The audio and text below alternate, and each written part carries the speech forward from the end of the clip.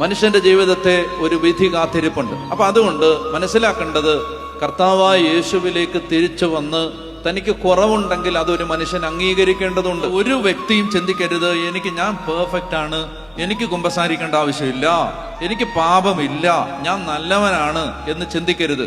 അങ്ങനെ നല്ലവൻ ഇല്ല എന്ന് പറയുന്ന പുസ്തകമാണ് ബൈബിൾ.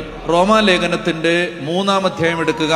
അവിടെ വചനം അർത്ഥശങ്കയ്ക്കിടയില്ലാതെ, സന്ദേഹത്തിന് സാധ്യതയില്ലാതെ ഒരു സത്യം പ്രഖ്യാപിക്കുന്നു.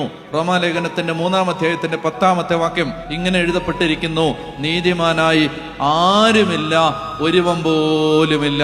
അപ്പൊ അതുകൊണ്ട് മനുഷ്യൻ എന്ത് ചെയ്യണം? മനുഷ്യൻ അവന്റെ തെറ്റുകളെ കുറിച്ച് അനുതപിക്കണം. എന്തുകൊണ്ടാണ് ദൈവം ഇങ്ങനെ മനുഷ്യൻ പാപത്തിൽ ജീവിക്കരുത്, തെറ്റ് ചെയ്യരുത്, അക്രമത്തിലും കൊലപാതകത്തിലും ചതിയിലും വഞ്ചനയിലും? അതായത് ചില മനുഷ്യരുണ്ടെന്നറിയാം, എന്ത് ചതി ചെയ്താലും, എന്ത് മനുഷ്യനെ വഞ്ചിച്ചാലും ഒരു മനസാക്ഷിക്കുത്തും ഇല്ലാതെ പള്ളിയിൽ നിന്ന് കുർബാനയിലും പങ്കെടുത്ത് കുർബാനയെ സ്വീകരിച്ച് കുമ്പസാരിക്കാതെ കുർബാനയെ സ്വീകരിച്ച് പോകുന്ന ആളുകളുണ്ട്. മനസാക്ഷിക്കത്ത് പാപബോധം എന്നൊരു സാധനം 7 അയലത്ത് പോലും വന്നിട്ടില്ല.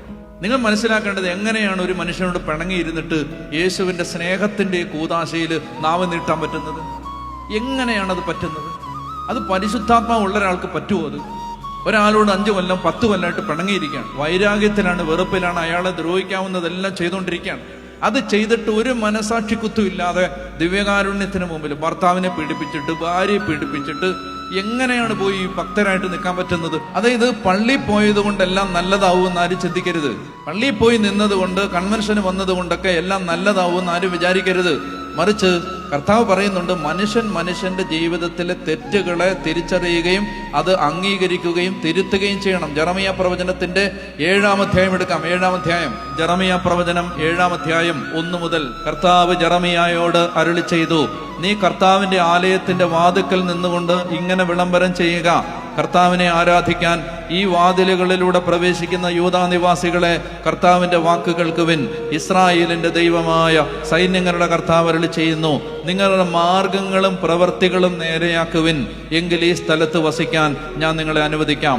കർത്താവിന്റെ ആലയം, കർത്താവിന്റെ ആലയം, കർത്താവിന്റെ ആലയം എന്ന പൊള്ള വാക്കുകളിൽ ആശ്രയിക്കരുത്. മനസ്സിലായോ? ഞാൻ പള്ളിയിൽ പോകുന്നു, പ്രാർത്ഥിക്കുന്നു, ഞാൻ ആ സംഘടനയിൽ, ഈ സംഘടനയിൽ, ആ ഗ്രൂപ്പിൽ, ആ മിനിസ്ട്രിയിൽ, ആ കൂട്ടായ്മയിൽ, ഇതിനകത്തൊന്നും ഒരു കാര്യമില്ല. നിങ്ങൾ അബ്രാഹത്തിന്റെ മക്കളാണ് എന്നതിൽ നിങ്ങൾ സന്തോഷിക്കണ്ട, കർത്താവ് പറയാണ്. മറിച്ച് മാനസാന്തരപ്പെടുവിൻ.